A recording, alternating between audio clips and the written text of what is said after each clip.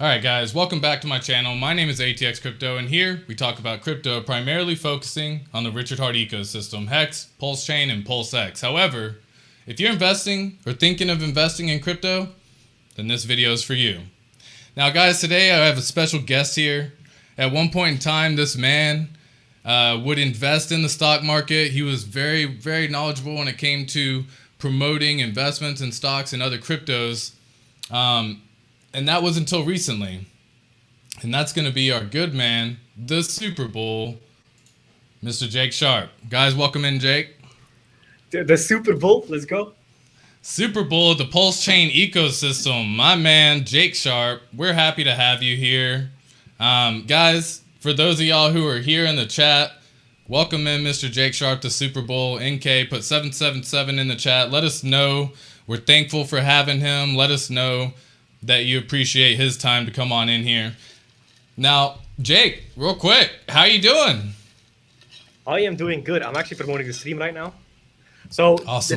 I think the thing that I kind of want to touch on in this stream is something that not a lot of people touch on in the whole PulseChain ecosystem. But Richard Heart actually confirmed it. And 2 days ago, with the fact that we're going to have EIP 1559 on top of the 25% fee burn of PulseChain. I mean, that's bullish. So funny, I did want to talk to you about that as well, because I'm not too knowledgeable when it comes to that. I know the basic idea is we're going to have a buy and burn on top of a buy and burn, like, so I definitely want to be diving more information and more into that as well. Give me 1 second. I want to put all your channel links in the description as well for this, just so that way everyone knows where to find you and everything as well. Here we go. And meanwhile, while you're doing that, put the thumbnail on YouTube. By the way, everybody watching the replay, just kind of skip forward past like a minute because now we're promoting and getting kind of people on. Exactly. Yep. Yeah, everyone watching the replay, definitely skip forward just a couple minutes here because, again, we just got to get this promotion out. And I just want to make sure I get it all set up as well for everyone just because this is an awesome time. And and I'm very fortunate to have the good man Jake Sharp here as well. So I want to change this. I want to change this thumbnail up because I have such a better thumbnail. Yep. It's the game of YouTube. Just kind of got to get used to it. Yeah, exactly. Do you have to go into the actual? Yes. Oh, go into your channel. Go into the video. Yep, exactly. All good. Alright. So meanwhile, I'll kind of go ahead and yeah, please. So with the whole like PulseChain, 2 days ago, Richard Heart actually confirmed that we're gonna get EIP 1559 burn. So it used to be only 25% of the fees on PulseChain get burned. PulseChain is going to be one of the only deflationary layer ones because even Ethereum, even though it has less than 1%, inflation still goes to the miners that dump the price. Meaning that Ethereum is inflationary, Phantom is inflationary as far as I'm aware, Avalanche is inflationary, Solana is inflationary. All of these L1s are inflationary. Now, the thing that makes PulseChain interesting as a value proposition to investors is the fact that it's deflationary from day one. All of the supply that will ever exist will exist day one. And then with fees, it would essentially get reduced and reduced and reduced. In the beginning, it won't be that impactful, but 3 to 5 years from now, it could get very impactful. If you look at the BNB chain, buy and burn, it's also pretty impactful. I think they burned like $400 million worth of value in the last year. So with PulseChain, we were expected to have only 25% of the fees getting burned, which is already better than any other level one. But the fact that they forked in the EIP 1559 or merged in EIP 1559 code means that we're going to get 25% plus potentially 75% at most, which means we're going to get on average 50 to 90% burn, which is nice. Have you done the actual math on that? Because I know even Richard Heart is kind of saying, like, he was like, hey, this is going to be interesting at, 25% of the 27% of everything happening, and, the 75% of the actual amount being burned as well each time the buy and burn happens. So have you kind of taken down and maybe even looked a little bit deeper on that? Not the actual numbers when it comes to deflation. The thing I like about deflationary tokens is the fact that it's a very strong marketing narrative. Whenever people know that, okay, this token is actually burning, there's no inflation being minted, that is all you need for marketing. That is also why PulseX has such a strong marketing narrative, where the longer you wait to get into PulseX, the more the buy back and burn has an impact on the price, and the price might just run away from you. It's that whole fear of missing out element that is present 24/7. So I like that a lot more than the actual burn. It's just the marketing narrative I like. Okay. Now the fear of missing out. I know that's something I want to kind of dive in a little bit deeper, and we're going to talk about this later in the stream, y'all. Because if y'all don't know, Mr. Jake Sharp actually has this cash flow for life program that he actually has on here as well. I'm actually a fortunate member of the Cash Flow for Life, the CFL gang, the Inner Circle. Now, this is to not promote necessarily, but this is to actually say that he's part of the reason why I'm here. And just so you know as well, I've been thinking of creating this channel for a while now. And really with the whole PulseChain ecosystem coming out, the HEX system ecosystem coming out, I feel so confident in this community at this point in time. Which is why I believe you're doing what you're doing, why we're doing what we're doing, and heck, why we're having this conversation right now. So again, guys, for those of y'all in the chat, let's welcome in Jake Sharp. Put that 777, put some fire emojis, let him know that we are happy to have him here. I am happy to have met this man and actually have him in my life as well. So without getting too crazy into this, I know we had talked briefly on the EIP 1559 and how that could play into the whole buy and burn feature. Now, previously, I want to talk about something that you had mentioned in Cryptographics interview. And I think that was the parity between the two systems when PulseChain launches. And primarily we're talking about HEX, y'all. But the parity between HEX on the PulseChain and HEX on the Ethereum network. What had me curious on this one was, I think I also heard you yesterday in the PulseCon that Matty Allen's putting in, where y'all got to have a chance to talk, and you thought maybe it could take a little longer for parity. So I was kind of curious as to like what may have changed your mindset on that one, and kind of maybe even diving in deeper into like what parity looks like, because I think parity has a different definition than what we're giving it, and I'll share that here in a second. But what's it look like for you? Okay, so for context, what do you mean by parity, in your words? Okay.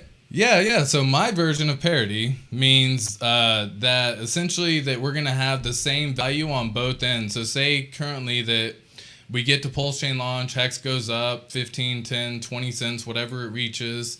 At that point in time, HEX drops on the Ethereum network to maybe 10 cents, for example. But on the offside, HEX on the maybe HEX on the Ethereum networks drops to like 7 cents or 5 cents just for ease of better numbers. And then on the Pulse side, it's actually sitting at 13 or 15. And that's kind of that parity where it's like they still are 20 cents when it launched. Or I'm sorry, the value was 20 cents, but it's just like it split. So you've reached what you had on the Ethereum network without necessarily saying you have 3 cents here, you have 3 cents here. Because I don't think it's going to play out that way. I think liquidity fluctuates too much for that to be a scenario. I think we can get close plenty of times, but yeah, in terms of what you're thinking there, why have I still not got this thumbnail going? Goodness gracious. Anyways, God, I get distracted. But yeah, what are your thoughts on that? Yeah, so the reason I say EHEX will very likely dump and will probably be supported by whales is because it's just, I like narrative. Because with my marketing agency background, all I look at is psychology, because at the end of the day, that's all the market is. Right. So I think a lot of people are going to think that EHEX is dead and PHEX is a new version, new, modern, more improved version. So I think a lot of people are going to dump down that EHEX after the snapshot to then switch over into the new, better version in their mind. But I don't believe that Ethereum HEX is going to die. I believe Ethereum HEX is just as much of a HEX as PulseChain, just on a worse chain at that point. So I believe that a big entity could start a pool between EHEX and PHEX to kind of keep those prices at parity and stop them from dumping as hard. But I do believe that we're not going to get the same prices on both chains. And maybe in the beginning, like few hours. But I would actually kind of see it happen like this. Like going into the next bull market, I could see PHEX reaching like anywhere between like $1 to $1.50, and EHEX kind of being anywhere between like 60 cents and $1. I'm kind of thinking about those differences, because I do think that the EHEX version will be less valued compared to the PHEX version, but I still think it's just as much as the HEX, the Pulse HEX. Okay. Yeah. I think when it comes to Hex, a lot of people who are new to the community. I don't know if you've seen some of the videos I've done recently, but what I've done recently is I've been diving into some of these whale wallets. I wanted to see what kind of transactions they were doing, see what they were about. I'm curious as to like what whales are doing, especially during a bear market. Why not learn at this point in time? If they're freaking out, then maybe I should be freaking out. But if I see them doing nothing, then what am I worried about? Now, everyone's in a different financial situation, and for someone who has made it financially, I'm sure it's a little different to have it just sit there and not freak out per se. But again, guys, thanks for joining the stream real fast. Share it out. We love to be able to get this content out to friends, family, anyone else who you may know is interested in the PulseChain ecosystem. We're here with Jake's. Again, he's the Super Bowl in this PulseChain ecosystem, so we want to make sure that we use this time wisely. If y'all have questions you want maybe answered, I'm going to have a few questions myself that I've already got lined up, but start putting them in chat so that way I can go ahead and start lining them up as well whenever the time comes. But yeah, back to what we were saying. When it comes to the whole ecosystem in general, I think unfortunately there's a lot of people on the PulseChain network now that don't know about Hex and are buying Hex right now because they were told to buy Hex for it maybe, and they don't really do the research. So I see a lot of people holding liquid Hex right now, which I found very interesting. Some people have never even staked a single day. Again, I found that pretty interesting, and that's perfectly fine because it's a new item, so it's really cool to see. But what are your thoughts on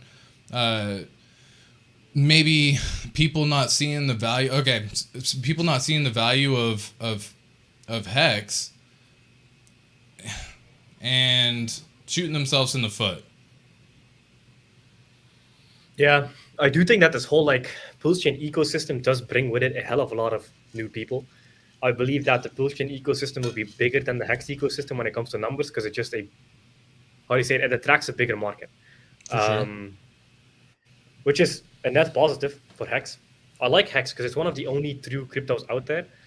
But I do believe that a lot of the spotlight will be on PulseChain, PulseX for quite a while because it's a new emerging ecosystem and people feel like they missed out on Hex because it's 2 years old, yada, yada, yada. But that narrative will probably go away after like 5 to 6 months. Okay. So, yeah, there's a lot of new people getting onboarded because I got onboarded through PulseChain. I'm not a Hex OG. I got onboarded through the idea of PulseChain. And then I obviously started looking into PulseX and Hex and True Crypto and all of these things that Richard Hart talks about. Right. So I'm actually really looking forward to this. I'm curious to see what people will do in the future because I am personally a bigger fan of PulseX than Hex. I think Hex is absolutely beautiful, but I think the value proposition of PulseX is absolutely insane. Like once you run the numbers. Everybody kind of has their own thing because the certificate of deposit on the blockchain is still a very strong value proposition. Right. But PulseX is crazy, dude. Well, yeah. Me and you had a conversation when it came to Hex, and you know, one of the biggest flaws with Hex is that you have to sell Hex, right? At the end of the day, to live off the interest, you have to sell Hex, which has a negative externality just right from the jump because you do want to see these mad gains. You're going to get these mad gains if you truly hold and you stake and you do everything that the whole system is actually about. But the other part of it is, my bad, y'all. So the other part of it is that, man, what was I just saying? I drawn a blank on it. I can't get distracted on it. Going back real fast. Yeah, so with the whole, the Hex ecosystem, one of the best items that come along with PulseX, is the fact that they're going to have these staking mechanisms and staking setups to earn yield, not in USD, which we already know is just like not something you want to be messing with at this point in time because of everything happening, in my opinion, because a lot of the times that means giving up your control. But at the same time, these man, why do I keep drawing blanks on? I'm like literally, I get distracted so freaking easily just reading a quick message, and I need to focus. So getting back to what we were saying here, I apologize one more time, y'all. I do want to give Jake the best interview he's ever had, and clearly this is not it, but you know, all is good. We're gonna have some fun. And again, this is all about having fun with y'all. So, yeah, with the whole pulse chain system, I think a lot of people have these staking mechanisms. We're gonna have liquid loans available. We're gonna have the whole fiat system coming out that they have. There's a whole bunch of mechanisms that are actually allowing us to earn this yield in items that aren't hex. Can you talk a little bit more about, necessarily how that works? I keep seeing the incentive token. We don't know anything about it, but can you give us an idea of how that works for other projects on the system that we want to stake maybe single-sided liquidity on PulseX, how that works in earning the incentive token? So the incentive token will be paid out to liquidity providers. I don't like liquidity providing personally. I think it's a very advanced game that you will get wrecked on more than you make money, even though you feel like you're making money because you're making fees. So I think the incentive token is nothing special. I think it's just something to get initial adoption into the ecosystem, similar to how SushiSwap did it with Uniswap as a vampire attack. So a vampire attack is essentially, hey, we're copying over this DEX, we're taking all of it to attract liquidity providers, because a DEX is worth nothing without liquidity on it to allow people to trade.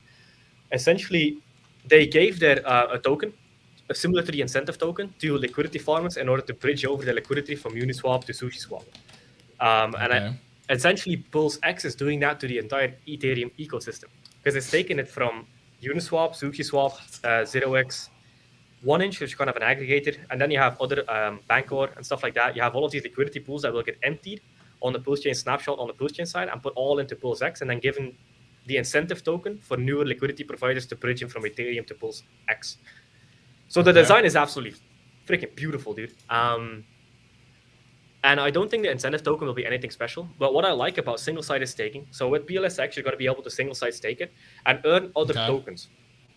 Because other tokens are probably going to give a percentage of their supply to PulseX in order to get a initial user adoption, which is a smart play user adoption-wise, because all of the action is going to be on PulseX. Right. So they're going to give a percentage of their supply. You're going to be able to stake PLSX, which means that people are going to get rewarded in other tokens, not in PLSX. So when they sell down that yield, they're not selling down PLSX, they're selling down other projects. And we can assume that people are going to sell those down and probably reinvest or recompound back into projects they like. And because they are in single-side staking pools of PLSX, we can assume they like PLSX because they have it. So you kind of create a community which is kind of the opposite of net sellers. You essentially create a community of net buyers. And then you have the big buyer Barry, the buy back and burn. So it's very, I think it's extremely bullish, dude. I mean, there's no DEX you can compare it to. There's no DEX that has been deflationary from day one that has that buy back and burn. Right. It's crazy. All the other exchanges at this point, the decentralized, the DEXs are for the most of them inflationary. From what I looked at, they don't have a deflation tokenomics. So just to come out with the deflation mechanism or tokenomic is incredible, right? Now, there was a question here that kind of goes along the same premise that we're talking about right now. So what % returns do you think PLSX staking will have? And if you don't mind, I think I just want to answer briefly on this one. So when it comes to the % returns, this is actually, one second, y'all. This is actually, when it comes to the % returns, this is actually going to be something that is going to change for every token offering whatever they can to get you to stake your PulseX. So what they want to do is incentivize you by giving some astronomical rates. And if you haven't seen some of these on the other swaps right now, PancakeSwap and SushiSwap and all those, you see percentage of 1,000% on some of these coins because there's no one providing liquidity for it at this moment in time. And the same way that Hex works is the same mechanism that these work. The more people that provide this staking mechanism or liquidity to it, the less % yield you're probably going to have is how the whole system will work. Does that sound correct? Yeah, so there is a difference between liquidity providing and single-side staking. So liquidity providing is essentially projects that give you a coin in order to provide liquidity. I think Liquid Loans is going to do something similar to that. But then the single-side staking is a bit different. I think the rates, to kind of answer the question, percentage of returns, in the bear market, it's roughly like 15 to 20% on all DEXs. But you could have that in So 15 to 20% in bear markets, and in bull markets is anywhere between like 30 to 60%. Wait, am I still good? I'm just Okay, you having were fun. muted. Yeah, I'm just Yep. having fun. Sorry. Um, yeah, I mean, guys, this is good to know right there. So I definitely have some differences on liquidity providing and single-sided staking. I do want to maybe learn a little bit more information on that. So when it comes to single-sided staking, we know when it comes to liquidity providing, you can get lost on impermanent loss, right? You can lose out. You can not understand LP by impermanent loss or impermanence. Now, when it comes to single-sided staking, what is the risk that we open ourselves up to when it comes to trying to earn these yields from all these tokens? A lot of the times we don't have time to, well, you should, by the way, guys, always vet what you're investing in. At least spend a little bit of time trying to learn. I think, Jake, you said it best. Wait until you have 100 hours in crypto, or that you've learned about 100 hours in crypto before you start doing something. That's great advice to anyone who's currently new. You're going to get yourself wrecked no matter what, just because you don't know. It's a new thing. Crypto is so volatile. But what's the risk that we may run into when it comes to these single-sided staking on PulseX for some of these tokens that we don't know anything about them, other than they're just providing some crazy APY incentivized token to get us to get in and dump the price? Yeah, the only kind of risk you have with single side staking, because there's no, not that I'm aware of it anyway, in all these big dexes, there's no history of single side stakes being hacked. So the only real risk you run is getting a token as a reward that when you allow it to get swapped in a dex, has a smart contract in the backend that would give it access to spend your funds in your wallet. Now, the thing that kind of protects us on the PulseX side is the fact that you have a DAO that votes in new projects. So it has to get through the DAO first of everybody all holding. So when you hold PLSX, you have the ability to vote on proposals, it's called, in the Okay. DAO. So we have to vote in the projects. There's some vetting there, but you always have to be careful. When Okay. you you don't have to be careful getting the coins, but you do have to be careful allowing them. So when you go into PulseX, when you swap a token, you have to first start a transaction to allow PulseX to spend your wallet. You have to give permissions. And in that, Yep. you have to be very careful and you have to trust the project, because that's where hacks could happen. That's a very Now I common know hack. there's so many different items you want to look out for when it comes to these contracts being run on MetaMask or Treasure, whatever it is that you have your wallet connected to. Is there something in particular that you see? You know what? I actually want to bring this up. You talked about the DAO. Daniel Dudley asked this right here. Does PulseX have a DAO? If so, is that a good thing? And what are the pros and cons? So, yes, to answer the question, PulseX will have a DAO. And then Jake Sharp, go ahead, Mr. PulseX Chain Bull. Let's hear it from the man. I love hearing this. Educate me, because again, I'm learning. But I think I know. But again, if you're not willing to learn, then you're not going to grow. So go ahead and educate us, please, sir. Yeah, so there's different types of DAOs. You have DAOs like Ohm, these high APY DAOs. I think those are garbage. Then you have a DAO where, so DAO stands for Decentralized Autonomous Organization, meaning that people that have large stakes in a project can use those tokens as voting power to vote on proposals within a DAO. Then you have investing DAOs, and the DAO in PulseX is not going to be an investing DAO or a high API DAO. It's literally just going to be proposals on how to improve the PulseX ecosystem and what projects we're going to be voting in to have an opportunity to be part of a single site staking to get user adoption and marketing, because that's what they're doing. It. In general, I'm not a fan of DAOs. I think they're stupid, but it is very strong legal protection because there's no central entity making the decisions. It's a decentralized But autonomous organization. that's just based on the weight that you carry Yes. in this voting power, right? Now, do Yep. you find that, is there a way for these DAOs to almost be gamed by, say, a whale like God Whale, for example, who can who has invested, you know, the number one spot in the project for PulseChain. And probably had, I think they had the number one spot in PulseX as well, besides the OA daughter addresses of the billions that we don't talk about for whatever reason. I don't know why.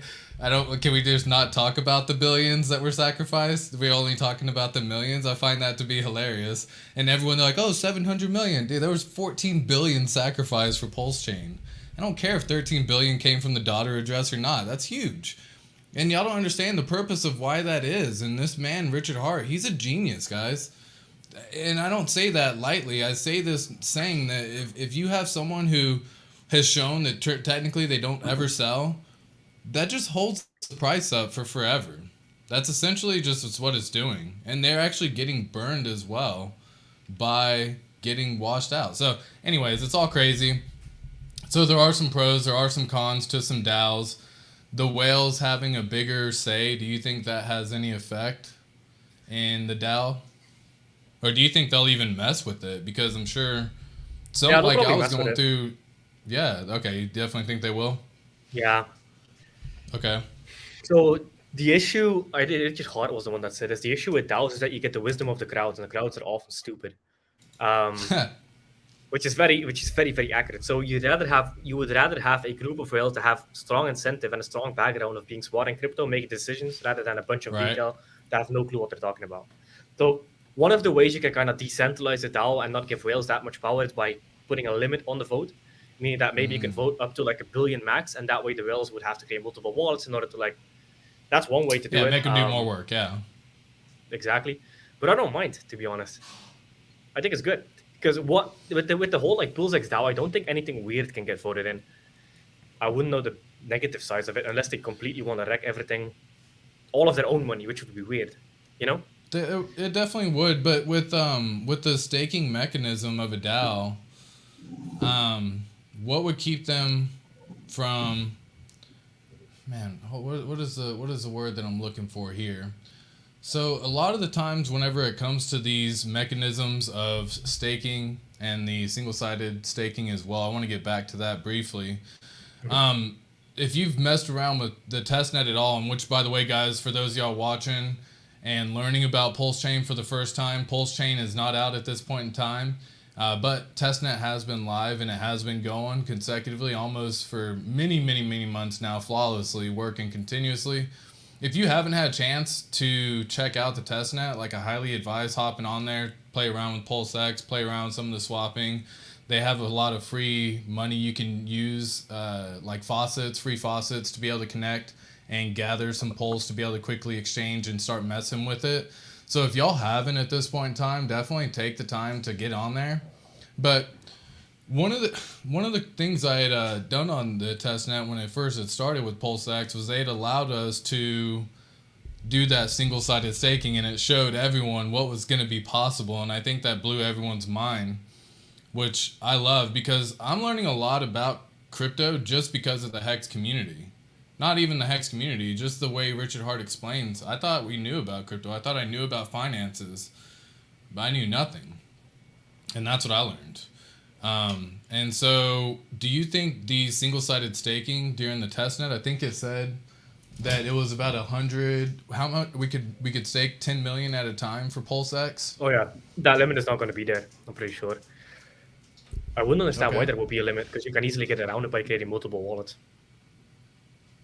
Yeah, well, that's what I was wondering too. And obviously, heck, I had thought about possibly even setting up some multiple wallets in some scenario as well. And thought, obviously it's just more work, and, you just have to do however many transactions a day to approve and go through and collect your funds and your yield. I think that would be a pain in the ass, but, I just didn't know if it was do you think they would limit the amount you can ever do on that scenario? Is that something that happens, or is there really no need to limit like that? I don't think so, because there's no history of a DEX doing that, so I'm not sure if they will want to be the first to do that. Okay. At least not DEX that I'm aware of, because the two that are kind of very similar that I'm looking at is Spooky Swap on Phantom. Is it Phantom? And Pancake Swap on BSC. Those are the two most similar ones we have. Right. Yeah, I checked out Spooky Swap. I didn't really I'm not a big fan of BSC.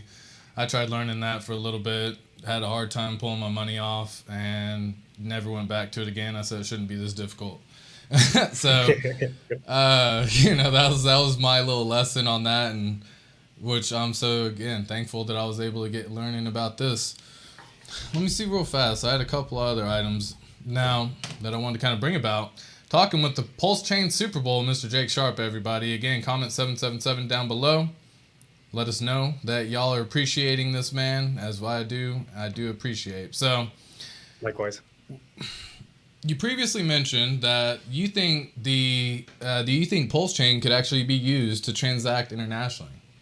And I thought that was pretty interesting because the fees are so cheap. You had mentioned that that it can actually happen to pay out someone, because I think you were using a reference of being able to pay someone where you had to send it to a bank, send it to a person. They had to get handed cash to be able to do it. And you had talked briefly during that scenario about how PulseChain could be used to become really like a global, I don't want to say global currency.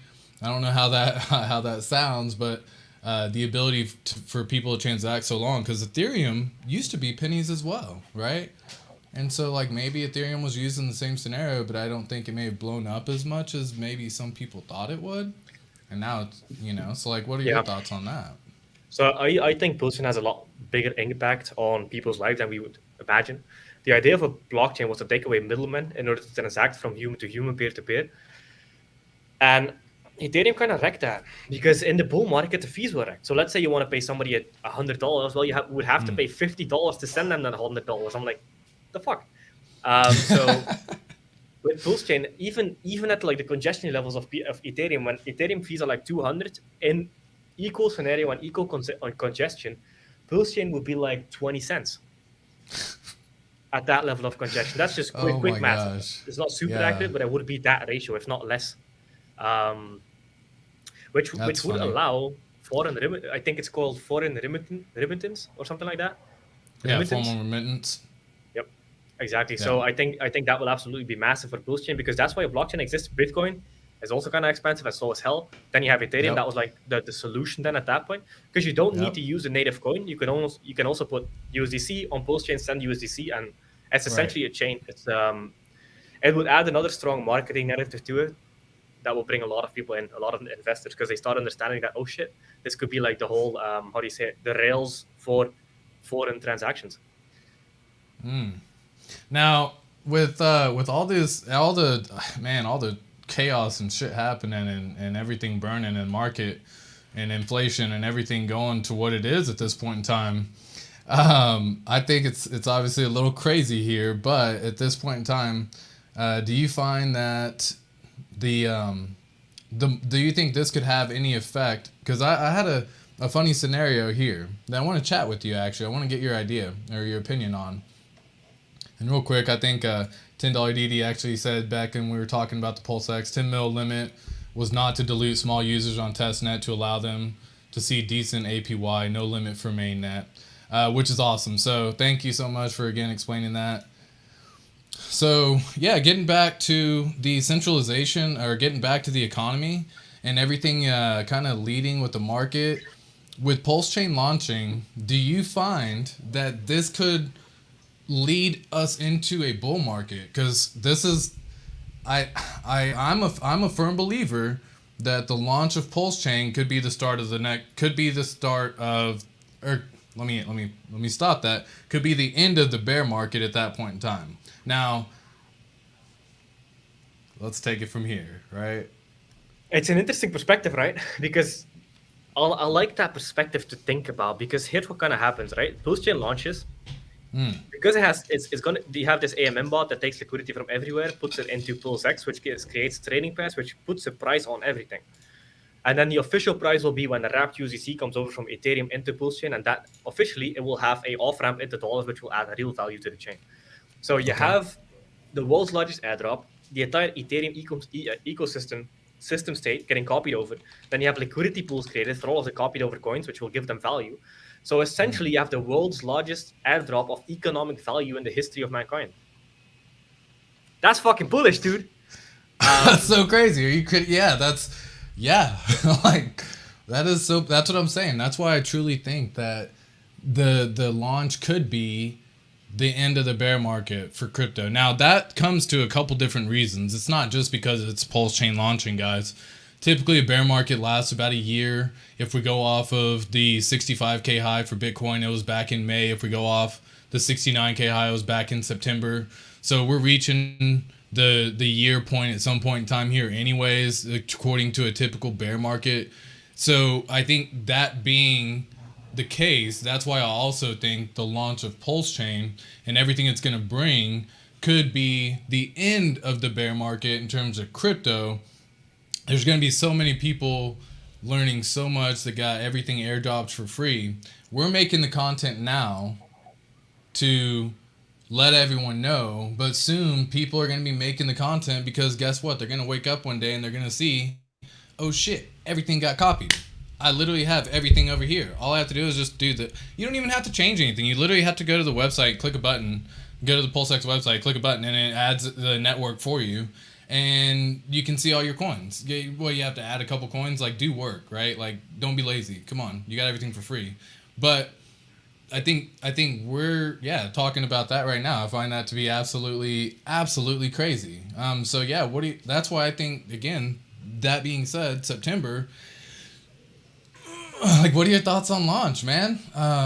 Everyone wants to hear, like, man, like, obviously next week, next month, like, I don't know. I don't get that anymore. I think everyone is kind of getting away from, I see everyone kind of has lost whatever that, oh my God, it's happening. Like, everyone's kind of lost that, in my opinion.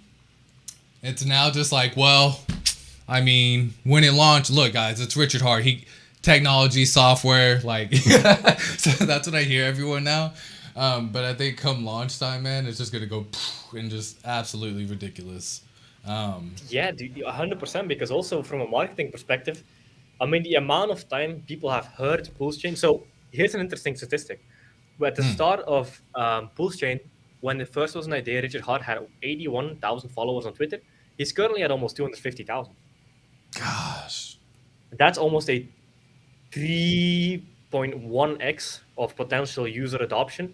Wow. And he got Hex to like a 10,000x with that amount of followers.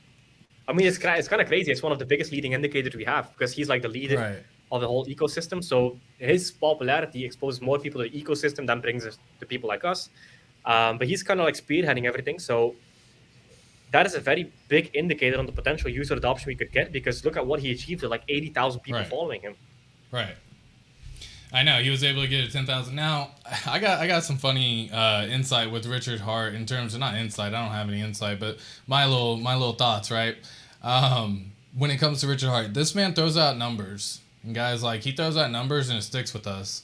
He's a phenomenal marketer when it comes to just a number that we stick with, and I find this to be two reasons that he does it. If he says 10,000x, he's making you hold the coin till it basically does a 10,000x. Like, without realizing it, you're subconsciously waiting. Like, even 1,000x is ridiculous gains for everybody, right? You put in $1,000, you 1,000x, you're a millionaire. What?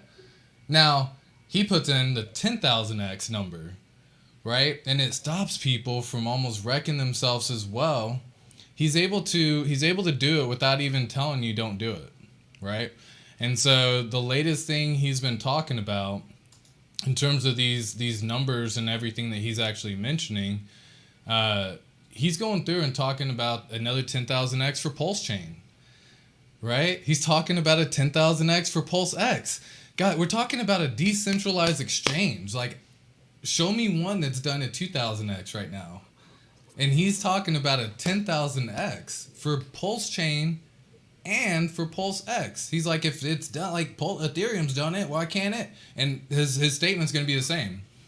If this has done it, then why can't this? Like, it just has to be if someone's done it. If something's done it, why can't this? It doesn't have to be the actual same layer 1 to layer 1 or decentralized exchange or DEX to DEX. Like, it can literally be, hey man, this was able to do it, why can't this? And he's putting that 10,000x number in our head right now, guys.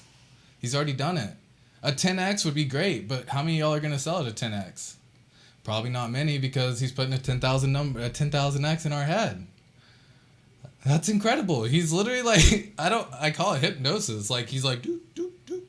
And he just like hypnotizes us into these little like amazing numbers that we just like stick to our head, and we're able to just repeat it back, and then it gets promoted through the community.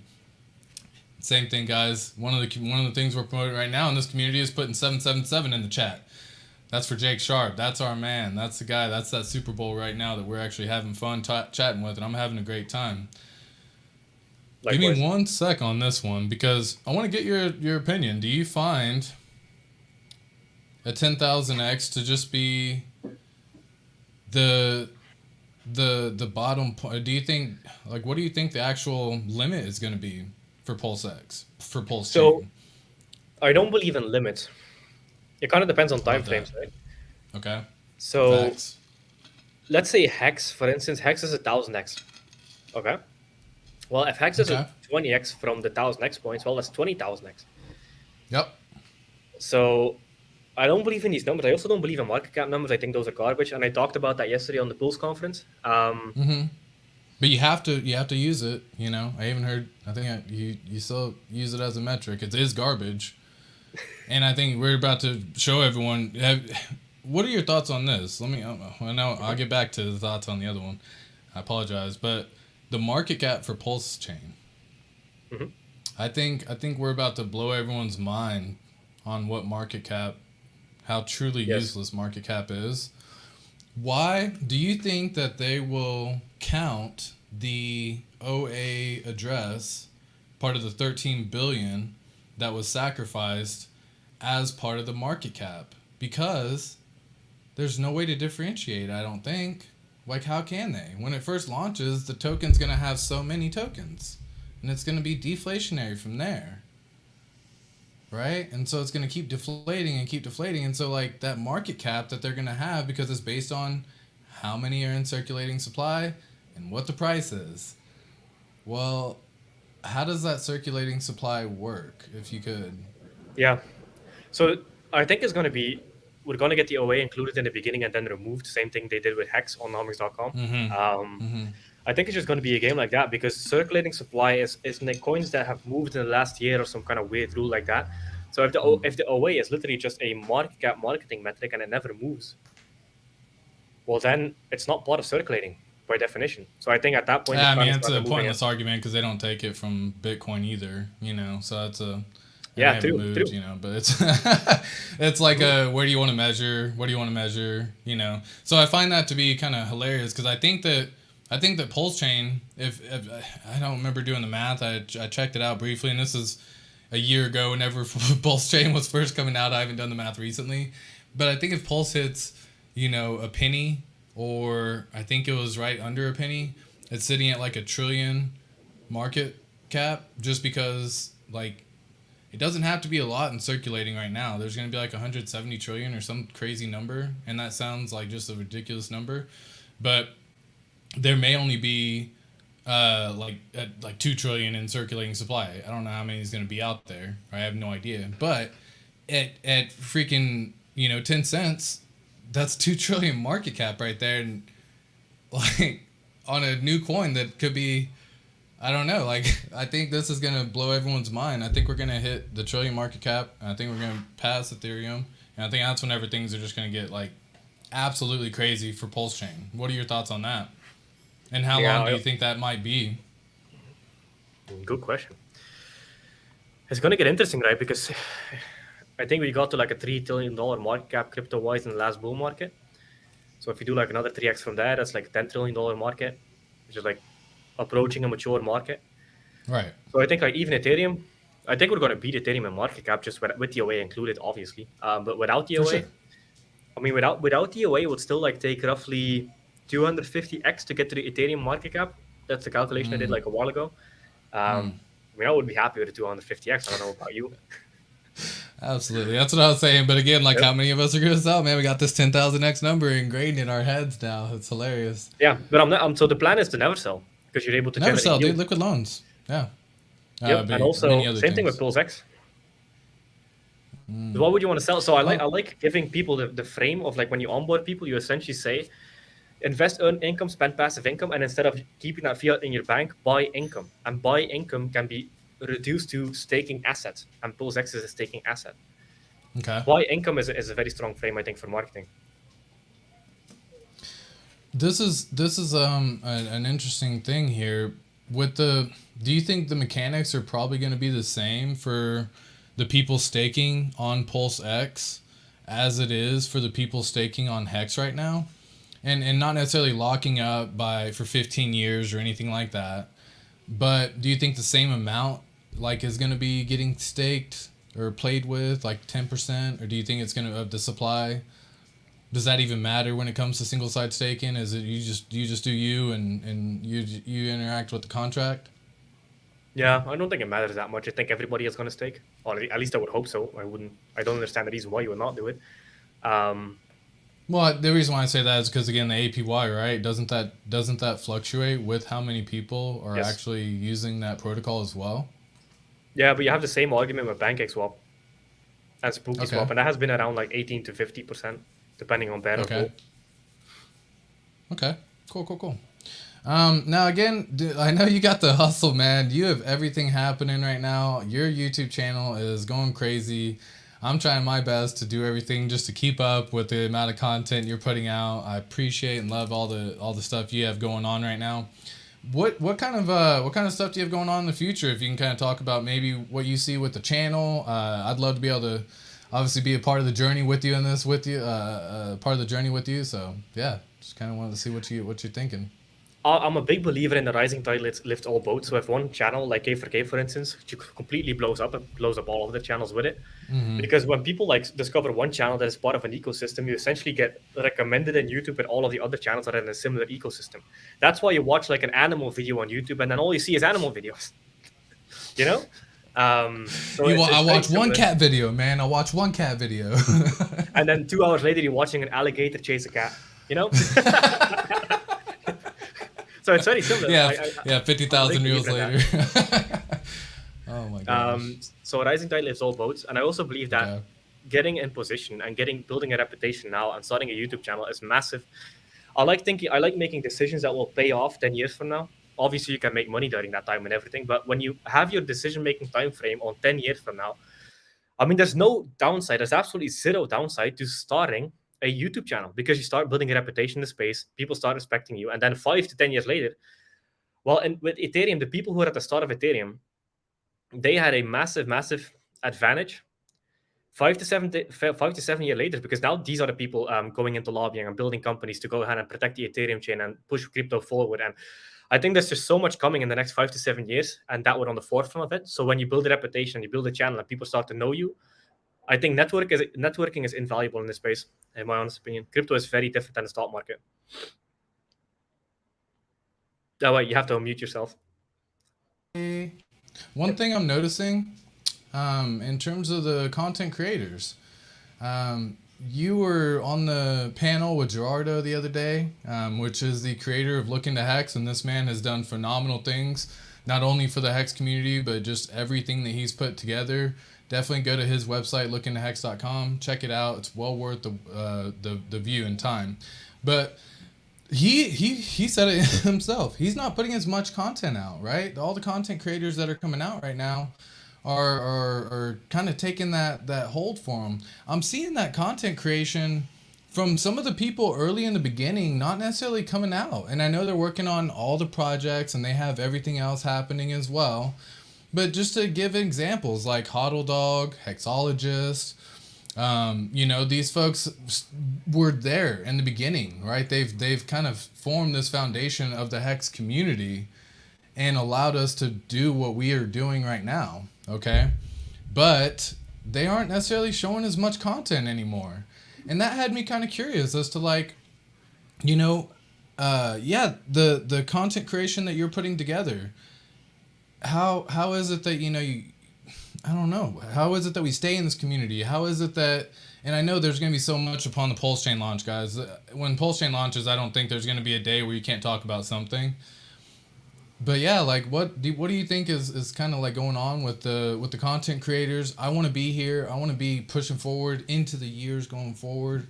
And so I don't want, this to just be like a little thing that I'm here doing, Yeah, I have a very simple reason for that. You have to look at the self incentives. If That's why I tell everybody, build a business around your YouTube channel. That is the only point you'll stick around. Because if you do everything for free, of course you'll stop it. Because Mm. this YouTube game is a very serious game. If you want to grow your channel, and then if you're Okay. making money from it, of course you will, because it's a business and you treat it like a business and you feel good about it and you help people. Um, so I think all of the content creators that do it completely for free and don't get paid in any kind of way, whether that be affiliate links or AdSense or whatever it is, I'm a very strong believer that everybody should build a business around their YouTube channel. And also, you need to have a Mm-hmm. long term vision. So, one of the things is I'm potentially building my own crypto project. So, building a reputation in the space is good because I'm self incentivized to be a good human being, to put good content out there, build goodwill with the community, so that when I launch my own thing, people could potentially trust me. So, I think people For need to sure. look more into the long term instead of being so short term minded. So, build a business around it, build a reputation, have a long term vision that you're aiming for. For sure, and for the content creators, it's just kind of interesting. Like we were talking about, they all are working on their own thing right now. They're all working on Yep. businesses that they're Which is that good. they're improving upon, and I think they do. They've put in the time for the community to show who they are and show what they're truly about. And I think you have already put in the time to show, what you're truly about. You're here. You're here. And you're committed to this community. Like, I think showing your face is the first step. Okay. Um, I think showing your face, putting any content out there was just the first step. About how long for people looking to start streaming, okay? And I will get back to PulseChain here in a second, guys. I apologize, and I'm having fun chatting with Jake. I'm learning, and on this one, guys, this is some great content for anyone also looking to possibly start streaming themselves, because I know that I held myself back from doing anything for a while, and so for the people starting streaming, about how long did it take you to kind of go from like, man, I want to start putting out some content to like going to putting out some content? About what was that time looking like? I spent like a year and a half in the community Mm. being anonymous. Like my previous Twitter account was like 0xnk.pls. So that was like without a face on it. Then I changed it to Mm-hmm. NK77 and now it's Shake Sharp. Um, so it's a gradual process. My thing is, I feel like it's also a very selfish thing because, okay, once when you have the business, you have the ability to generate income, but also when you share on live stream, the best way to learn is to teach. So it's also a very selfish way of mastery. I'm Mm. a very big believer in that, and everything I've always done in my life, I always try to create like some kind of course around it because that's how you completely master something. Because when you have to teach a topic to somebody else, Right. Yeah. Pulled my mic. You know how that goes. oh good. One sec. So with the people who, it's a very selfish thing as well because when you teach, you learn incredibly well. So, but if you just create content for that reason alone, that's enough. And also, you pump your own bags. I mean, I hate using the term because I just believe in the ecosystem and the impact it will have on the world. But at the end of the day, you're also Right. pumping your own bags and you're onboarding people. Okay. So it's a very, I like ego-driven things because I know ego-driven things that Right. self-incentivize people will stick around because they like doing stuff. That's why people keep a job because it's their Okay. incentive to make income to provide for their family. Of course, they'll keep doing it. Of course, it Yeah. should. But again, for those people who are looking to start, it's not just to like we're doing this just because we also do love doing this. I know you treat this like a business. That's a mentality that you've come to the channel with, and not only channel with, but the whole market, because you've done very similar things in the past. You've had marketing strategies and marketing companies that you've run, and you've been the lead software developer of many companies or many startups. So in that scenario, you've already kind of learned just the basic of it. But is there any recommendation? Because for me, it took about 5 months from wanting to start streaming, putting everything together, wanting to kind of see what I may talk about. But again, I've been part of this community, same thing, about a year and a half, and then I was able to put my name behind this community because of everything it is. I don't want to just join a community just because it's a new thing happening, like an NFT community. I'm not a fan of NFTs at this point in time because they don't serve the purpose that I think they can. And I think NFTs have a phenomenal purpose that aren't being tapped into, but they got to get rid of the NFT. They got to get that whatever situation or status is on NFT right now. Like we have to get rid of that because it has phenomenal purpose and it can be of great use. However, I think Richard Hart's showing us that even though that we think we know everything, we're about to get all these NFTs copied. So it's very interesting to kind of see how it all plays out. I don't know how many more times that someone's going to come along and try to copy all of the network and system state. I think this is way harder than anyone could even possibly ever imagine, which is why it's never been done before, because it just doesn't make sense to do unless it makes sense, right? Unless you're committed to actually having a fully functional network and fixing every piece that could go wrong, then it's very difficult. Do you think that future instances could happen like this? Not necessarily to reduce the load of PulseChain, but do you think that we may have a scenario where we could get another fork and an entire system state fork of either Ethereum again or of PulseChain again?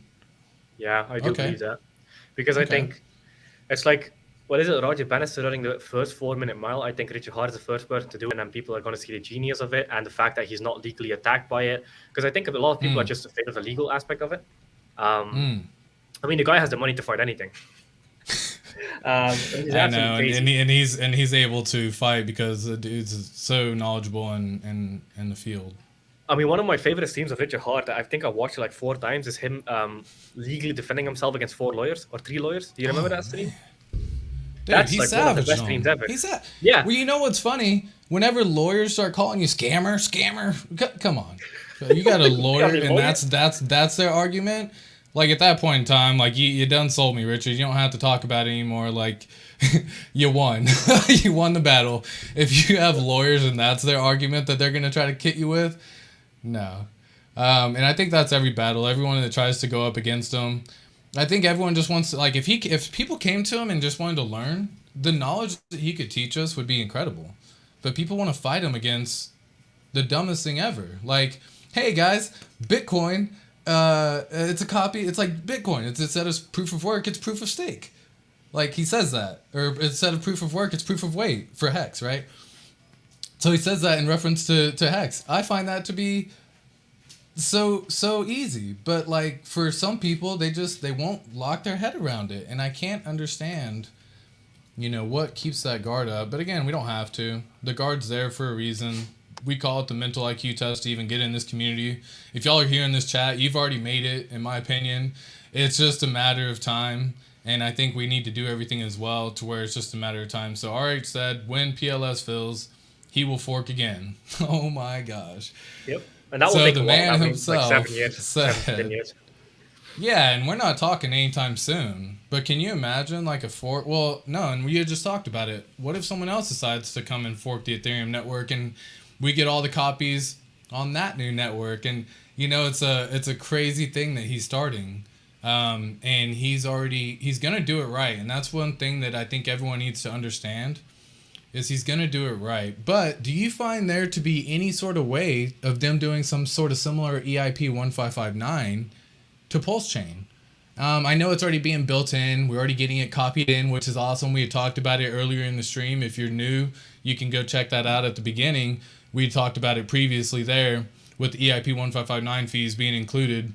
But what do you think there could be another scenario where they're coming out with these protocols along the PulseChain ecosystem, or do you think that's again 7+ years out? What do you mean? I'm not sure I get the question. Yeah. So a lot of the times the Ethereum network is always being improved upon, right? It's a constant, ever fluctuating thing. It's a network being held by consensus through miners, right? Yep. But they're able to change some items upon the network. And that being some of the protocols that they implemented, like EIP 1559. With the PulseChain developers that we have, they're going to be, and it's going to launch, 4 times to 400 times faster, or whatever the number is, now that he's implementing everything in Golang, like in Go, like that's ridiculous, and you can just change whatever speed. The throughput's going to be ridiculous, but that's a discussion I think for another day. Maybe once we actually have it out and we can see what that actually means and does, it'd be great to see. Yep. Do you think they're going to be changing out these protocols quickly upon launch? Do you think they're going to be messing with anything? What usually happens at the start of a new network in terms of a software developer standpoint? Because I'm not too familiar. Whenever we have the minimum viable product, the MVP, I think we have that. And now he has seen there could be some vulnerabilities that he knows that his devs can identify, and if they can identify it, that means that there's a chance someone else could, and why mess with that? Is he trying to get rid of all those? Is that not something that like can be done later? What's the time frame look like for a new new system in terms of software developer? Like, what's it look like after launch? Yeah, so I like the fact that they're forking, because every improvement Ethereum they can make. They can just fork over the code, implement it in there. So the more Ethereum grows, the more the code grows, the more they can implement it in PulseChain. And then they can do their own things. But when you're starting from a very similar code base, it's very easy to take. So it's essentially, when you have a website, for instance, you have all of these packages on your website. And when these packages have updates, you can just update the packages, and that updates the code, which means your website now runs on a more secure code. And you can essentially do the same by merging in improvement proposals after they've been implemented into the code into PulseChain. So they essentially have the entire Ethereum developer team behind them as well, through the design of like the fork, because it's coming from the same code base. So you have that, but I think they're also going to be making a hell of a lot of improvements themselves, like they're doing now with the Golang stuff. How does that work if they're improving? Because like once Ethereum fixes something and PulseChain's already out, would they just then, like, you can't, if you have to implement it into Pulse, you'd have to write up the whole new script essentially again, or copy over and just change whatever needs to be changed? Is that how that would work? Okay. Yep. So, and you're saying like if they obviously like don't even want to mess with it, they don't have to type scenario? Yeah, they're probably not gonna. Yeah, I think they're only going to do the important ones, like tokenomics, are going to be absolutely massive. Like ERP 1559 is massive for Ethereum. I think it's beautiful. I know. But it's still inflationary. Yeah. Fair enough. Which makes it... Well, again, guys, drop 777 in the chat. Let us know that you're appreciating Mr. Jake Sharp here. I got just one more question, and it really comes down to the when is the bottom of the bear market, right? Like, what are your true thoughts on when the bottom of the bear market is? And guys, down below, leave your comment as well. What your thoughts on the bear market? Do we got another month? Are we here for another year? What are we looking like? Yeah, so I think there's a couple of things I'm looking at when it comes to the bear market. One is the GBTC discount. As long as that discount is like 30% cheaper Bitcoin for institutional buyers, that is paper Bitcoin, which means it does not push up the price. We're not going into a bull market until that is fixed. Then you also have the fact that historically, bear markets have lasted 1 year. We've been in a bear market ever since like May 2021, which has been a year and a half. So we've been in a bear market longer than usual because of macroeconomics. Then you also have the fact that Mt. Gox is coming on market end of August, which is scary. So that could give the final leg down. I think we have one more major leg down, and I think that's when we're going to be close to a bottom.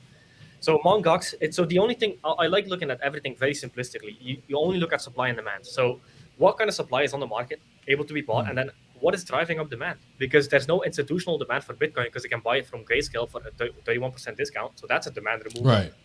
Then you have supply. You constantly have the miners selling down the price of Bitcoin. So you have to have buyers to fight against the miners to keep the price even break even. Then you have Mt. Gox, which puts more supply in the market. We have less demand because we're in a macroeconomic environment with the rates going up. So the rates are going to stop going up, probably anywhere Q4 this year. I'm not sure if they're going to do all of them. I think they could potentially stop earlier. So when the Fed stops raising interest rates, when Mt. Gox coins have been on the market and have been sold, and we've had that final leg down, I think we've had most of the blood. I don't know how it could go any lower than that. I mean, yeah, it's we got blood in the streets already. Yep. Yeah, we've been. You know, exactly. I think several people are going to save themselves from liquidation through the Mt. Gox scenario because they're going to sell the Bitcoin in order to pay back some liquidations or some margins that they may have. So I think we got one last question here, and then we'll be hopping off. So what do you think RH will build next? Exchange and wallet. So an exchange and a wallet. Okay. Well, Yeah, we know the wallet's going to be coming. I think the wallet's going to be happening before the and exchange. Yeah. So stable. Yeah. So we have stablecoin. Yeah. So he's going to have an entire vertical ecosystem, guys. Like, and a country. We're not. How crazy is that? Oh my gosh. Hey, Jake Wick is wicked smart. Yeah, so exactly. He's super smart. I'm so happy that you were able to come on this stream. Guys, put another My pleasure. 777 in the chat. Put some fire emotes. Let us know that you've appreciated this. If you're watching this on replay, do the same thing. I have all the links to Jake's channel info and biography or descriptions down below. So you're welcome to check that out in the description. But Mr. Jake, do you want to leave your plug as well with all the information? Yep. So go to Jake Sharp YouTube. That's it, and also subscribe to ATX because he's in the inner circle, which is cool. So I trust him. Subscribe to his channel because he just started. How long ago did you do your first stream? Do you remember that? I think it was about 10 days ago was my first stream. Yeah. And, you know, sitting somewhere in line like 40 subscribers or 30, 35 subscribers, something like that, and had a video already hit above 1,000 views. One of the things I found to be just the best in this is just learning all the new stuff, guys. Like, this is incredible, but yeah, definitely. Yeah, it's just Hey. YouTube is a grind, man. The first 1,000 subscribers are the hardest, and then people know your name, and then things start growing from there. But the first 1,000 is the target. For sure. Yep. Well, again, do you have anything to leave with the people? Nope, that's it. Just Awesome. Jake Sharp YouTube, and that's it. Mr. Jake, I appreciate Mr. Super Bowl right here. This is Jake Sharp, NK777. Let us know that, again, y'all loved him, but I appreciate having you on here. Look forward to some future chats. I know we're going to be doing some more streams together, I hope. Definitely look forward to all that as well, okay? Yep, likewise. This was good. I enjoyed it. Hey, see ya. You? All right. All right, guys. So that was Jake right there. I appreciated him coming on board. He's actually the first person I was able to have on my channel in terms of the interview. I'm looking forward to doing some more interviews here as well with some people. So if y'all have someone that y'all want me to get in touch with, definitely put them in the chat. Let me know, or put them in the comment section down below if you're not here. I'd love to be able to see y'all again in future videos. So definitely smash the like button. Be sure to subscribe.